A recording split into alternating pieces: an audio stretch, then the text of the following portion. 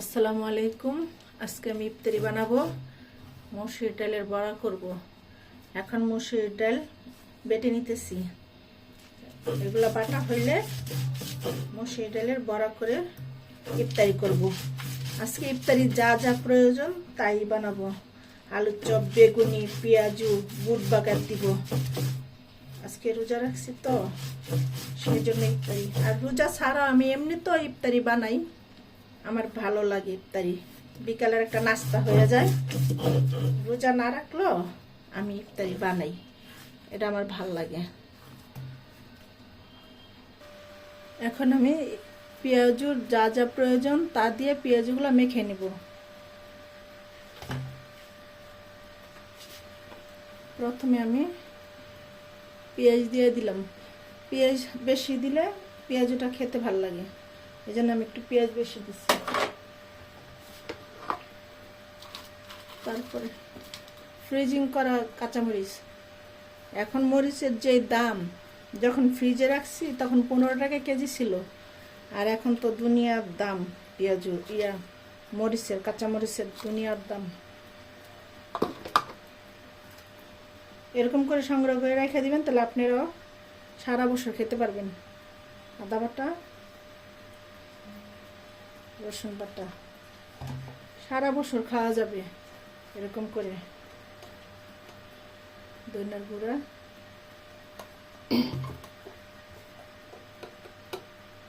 জিরে গুঁড়ো,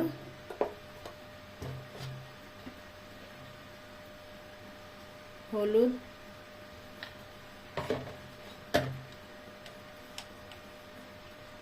গরম মশলা,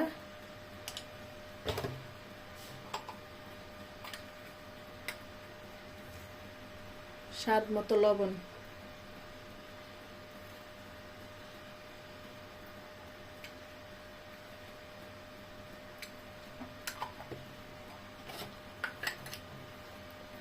এখন এগুলো ভালো করে মেখে নিব। ভালো করে হাতে কচলে কচলে মেখে নিচ্ছি। এমনি তো পেঁয়াজও ভালো লাগে। আমি আগে খেসারি ডালের পেঁয়াজও খাইতাম, কিন্তু এখন মসুর ডালের বড়া বানায় খাই, কারণ খেসারি ডালে নাকি অনেক অ্যালার্জি। জানি না, এখন যে যা খায় তাতেই রোগ। সেটা দোকান থেকে কিনাই না খাক আর ঘরে বানায় খাক, সব কিছুতেই অ্যালার্জি, এই রোগ সেই রোগ। মানে এত কিছু চিন্তা করলে সব খাবার বন্ধ করে দিতে হবে, না খেয়ে তো পারা যাবে না। আর মানুষ যতই সাবধানে থাকুক, কোনো না কোনো রোগে আক্রান্ত হবেই সে। তারপরও মানে একটু সাবধান থাকা ভালো। সব তার খাওয়া বন্ধ করে দেওয়া যাবে না, সাবধান থাকা লাগে আর কি, এইটুকুই। এখন আমি আলুগুলো মেখে নিচ্ছি, ভালো করে ভেঙে নেই। আলুর চপের জন্য আলুগুলো ভেঙে নিচ্ছি। আসলে পাটার মধ্যে করে ফেলতেছি, এমনিই অনেক কিছু ভরছে, ধুইতে হবে। এই জন্য পাটাটা একটু বড় সড়ো আছে, এই জন্য পাটার মধ্যেই সব কিছু তৈরি করে ফেলাইতেছি, যাতে করে পাটাতে এমনিই ধোয়া লাগবে, সেজন্য আর কি পাটাতেই করে ফেলতেছি। যাতে করে পাটাটাতে এমনিও ধোয়া লাগবে, অমনও ধোয়া লাগবে। এগুলো মানে এখন এইগুলো যদি অন্য বাটি, বল, প্লেট যার মধ্যেই করতাম, ওইটা আবার বাড়তি ধোয়া লাগতো। ওই ধোয়াটা নষ্ট, ওইটা মানে নষ্ট না করে পাটাটাই নষ্ট করলাম। এমনিও পাটা ধোয়া লাগতো। যাই হোক, এখন আমি আলুগুলো ভেঙে নিচ্ছি। এখন আমি পেঁয়াজ দিয়ে নিই। পরিমাণ মতো পেঁয়াজ দিলাম, কাঁচামরিচ পুরোটাই দিয়ে দিই। আমার বড় মেয়ে আবার আলুর চপটা ঝাল ঝাল খেতে পছন্দ করে, এই জন্য একটু মরিচ বেশি দিলাম। এখন স্বাদ মতো লবণ দিলাম। লবণ দিয়ে ভালো করে আবার মেখে নিই। মরিচ ধরতে ভয় লাগে আমার, আবার হাতে একটু অ্যালার্জির সমস্যা। মরিচ ধরলে খুব জ্বলে হাত, আর কোথাও নাই, ডান হাতে একটু মানে অ্যালার্জি সমস্যা, এমনি সবসময় ভালোই থাকি। ইলিশ মাছ, চিংড়ি মাছ এইগুলা কাটাকাটি করলে হাতের মধ্যে চুলকানি শুরু হয়ে যায়। আর তা না হলে এমনি কোনো সমস্যা নেই, খাওয়ার মধ্যে কোনো সমস্যা নাই, কোনো কিছু ধরলে সমস্যা নেই। শুধু ইলিশ মাছ আর চিংড়ি মাছটা যদি কাটাকাটি করি তখন হাতের মধ্যে গুড়ি গুড়ি ঘামাচি হয়, আর ওইগুলা খুব যন্ত্রণা করে, চুলকায়, ব্যথা করে, খুব যন্ত্রণা। এছাড়া আল্লাহর রহমতে এমনি হাত ভালো, হাতে কোনো সমস্যা নেই। এক সময় হাতে খুব সমস্যা হইতো, চামড়া টামড়া হইয়া উঠে একদম লাল হয়ে থাকতো, কিছু করতে পারতাম না, মনে হয় কি এই রক্ত বের হয়ে যেতেছে, এই অবস্থা। এখন আমার শেষ, আলুর ভর্তা মাখানো শেষ হয়ে গেল। এখন আমি বাকি কাজগুলো করব। এইগুলা আমার নিজের হাতে বেসন করা, আমার ব্লেন্ডারে করছি বেসন। এখানে কয়েক পদের ডাল আছে, মুসুর ডাল, খেসারির ডাল, অ্যাঙ্কার ডাল, তা মুগ ডাল, তারপরে আপনার পোলার চাউল, অনেক কিছু মিশিয়ে আমি ব্লেন্ডারে ব্লেন্ড করে নিছি। আমি এমনি তো ঘরে যখন খাই তখন আমি বেসনটা ঘরেই তৈরি করি। আর রোজার মাসে একটু বেশি রোজার মাসে একটু বেশি দরকার হয়, তখন আপনার মেশিনে ভাঙায় নিয়ে আসি। একটু আটা দিব যাতে বাইন্ডিংটা খুব ভালো হয়। তারপরে দিলাম খাবার সোডা, এটা না দিলেও হয়, তারপরে দিলাম একটু।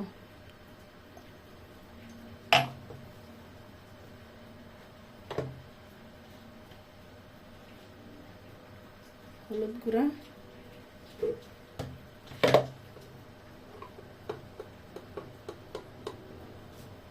জিরা গুঁড়া,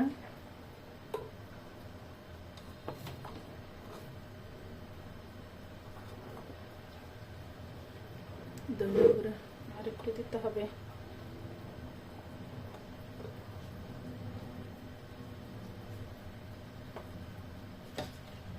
তারপরে দেব গরম মশলার গুঁড়া, গুঁড়া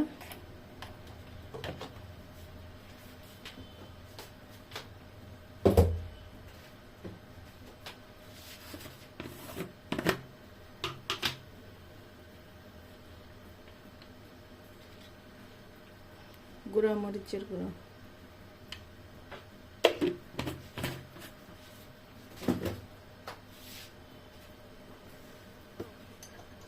আর দিব স্বাদ মতো লবণ। আর একটু লবণ লাগবে, লবণের পরিমাণ।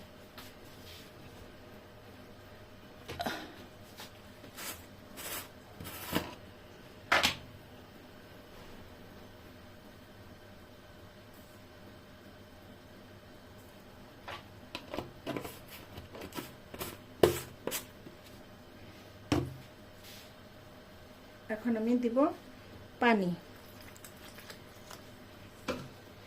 অল্প অল্প পানি দিয়ে ভালো করে মিশাবো।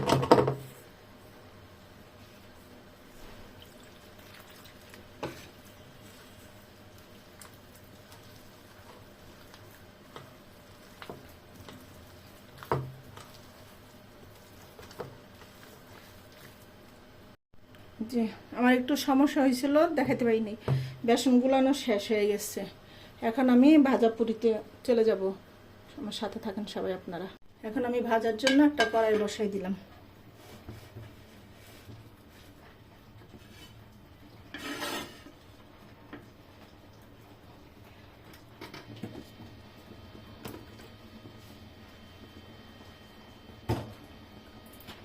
কড়াইটা গরম হয়ে গেছে, এখন তেল দিয়ে দিচ্ছি। বিসমিল্লাহির রহমানির রহিম।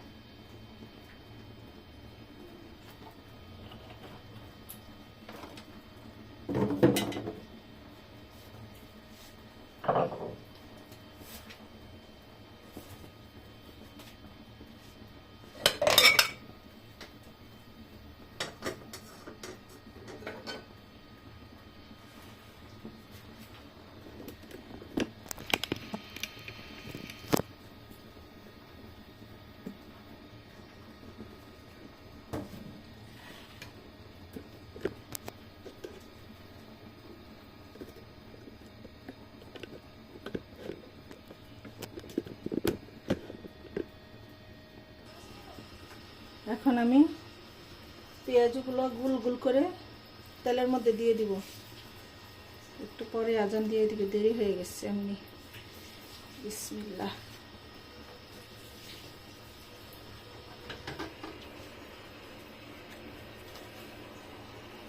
কাজের সুবিধার জন্য আমি এটা একটু পাশের চুলায় দিয়ে দিই। এইখানে আমি আরেকটা কড়াই বসাই দিলাম, বুটটা বাগার দিতে হবে।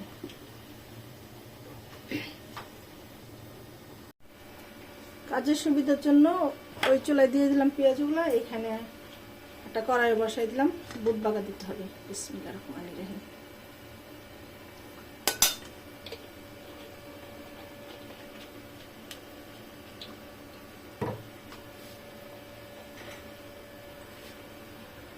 দিয়ে দিলাম পেঁয়াজ কুচি।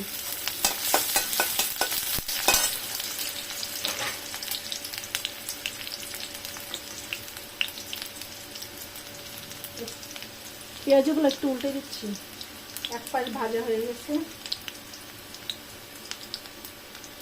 বেশি করে তেল দিচ্ছি, একবারে আপনার বেগুনি ভাজা লাগবে, আলুর চপ ভাজা লাগবে, সেই জন্য একসাথে বেশি করে তেল দিয়ে দিলাম।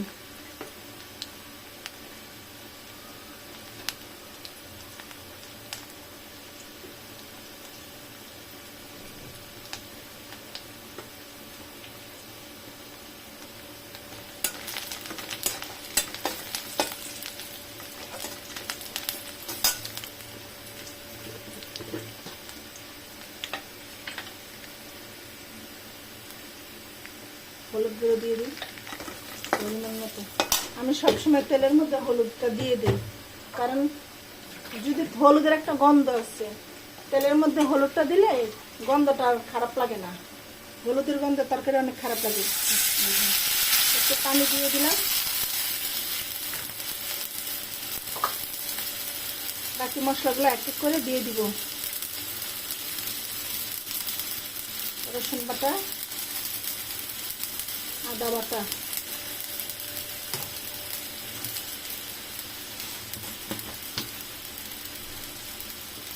স্বাদ মতো লবণ,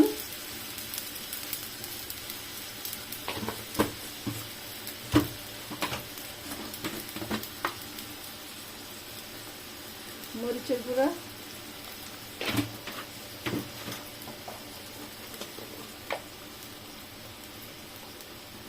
ধনিয়া গুঁড়া,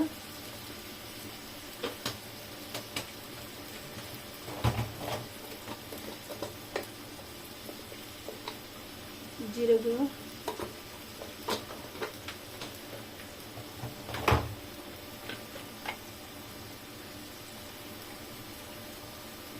গরম মশলা গুঁড়ো,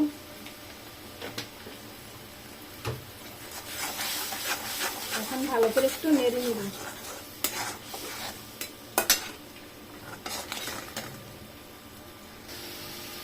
এখন এই যে একটু আলু রেখে দিছিলাম, হাতে ভেঙে ভেঙে দিয়ে দিব।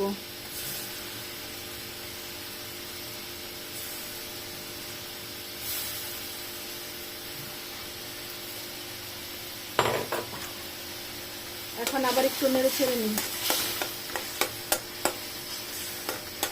অনেক দেরি হয়ে গেছে, কখন যেন আজান দিয়ে দেয়, সময় খুব কম।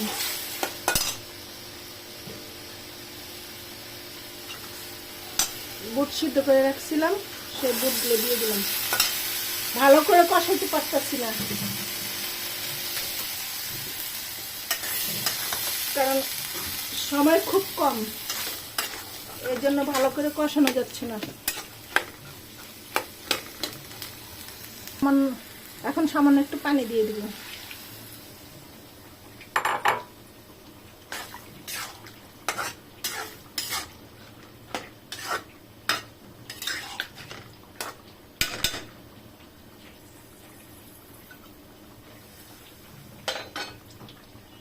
এখন সুবিধার জন্য আবার একটু চেঞ্জ করে দিতেছি।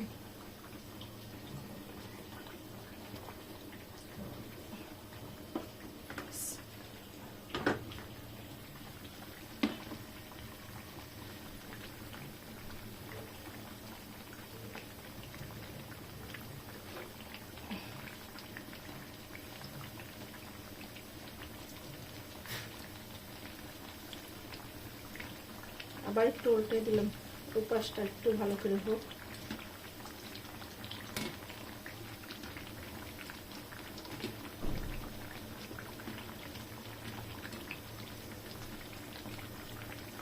আপনারা বলতে পারেন যে এটা কি বেঁধে রেখেছি। আসলে এই ছাঁকনিগুলো এতগুলা কিনছি, 2-3 মাস পর পর এখানে যে ধরার একটা ডাট থাকে ওটা ভেঙে যায় আর ফেলে দিই। হঠাৎ মনে হলো যে এরকম করে তো চলে না, ছাঁকনি ছাড়াও চলবে না, আর এত ঘন ঘন ফেলে দিলেও চলবে না, এত টাকা কোত্থেকে পাবো।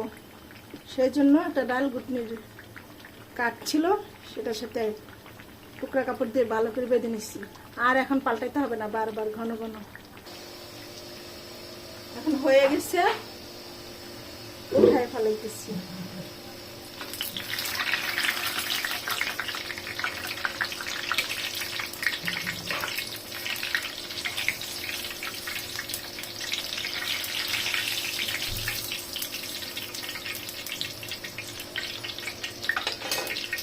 এখন ঝাড়া দিয়ে দিব। এখন পাশাপাশি একটু আলুর চপ দিয়ে দিব, যেহেতু জায়গা আছে। আজানো দিয়ে দিচ্ছি, পানি মুখে দিচ্ছি। এখন আলুর চপটি পাশাপাশি দিয়ে দিই।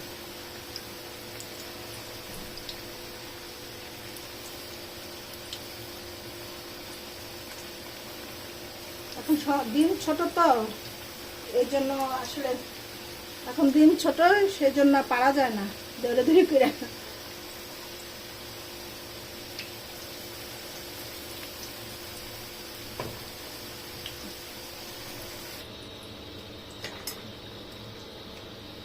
আমার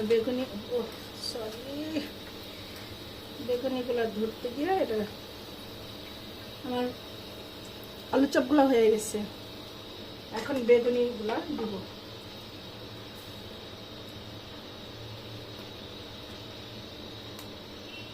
এগুলো হচ্ছে আমার গাছের বেগুন।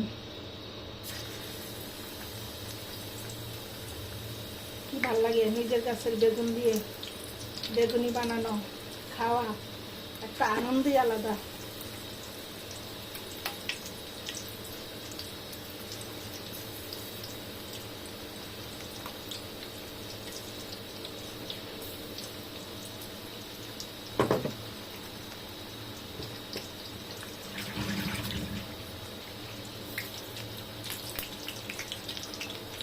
এখন একটু উল্টে দিচ্ছি।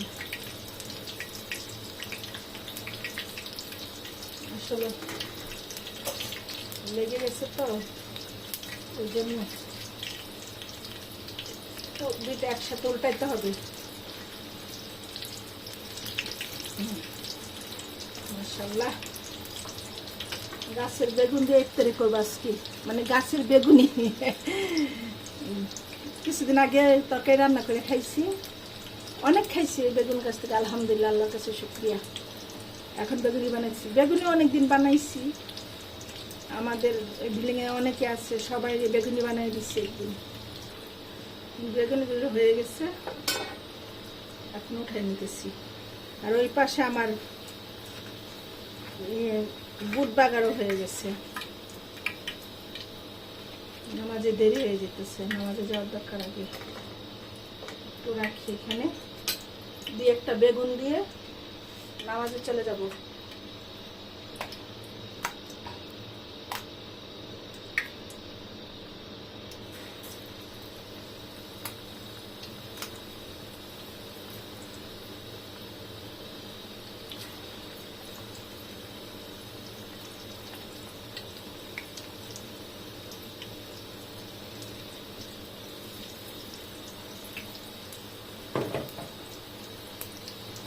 তিনটাই দিলাম, বেশি দিব না, এগুলো আবার লাগে নাকি। অনেক সুন্দর দিচ্ছে, এগুলো আবার ছাড়া ছাড়াইছে, এই জন্য 3টা দিচ্ছি। 4টা দিলে গাদা গাদা হয়ে যায়। এই যে আমার কমপ্লিট হয়ে গেছে ইফতারি বানানো। আলুর চপ, বেগুনি, পেঁয়াজু সব কিছু শেষ। পেঁয়াজুগুলো নিচে পড়ে গেছে বেশি। আর এই যে আমার বুট। আপনাদের কাছে কেমন লাগলো কমেন্টে জানাবেন। আর বেশি বেশি করে আমার ভিডিওটা দেখবেন, লাইক কমেন্ট শেয়ার করবেন। সবাই ভালো থাকবেন। আল্লাহ হাফিজ।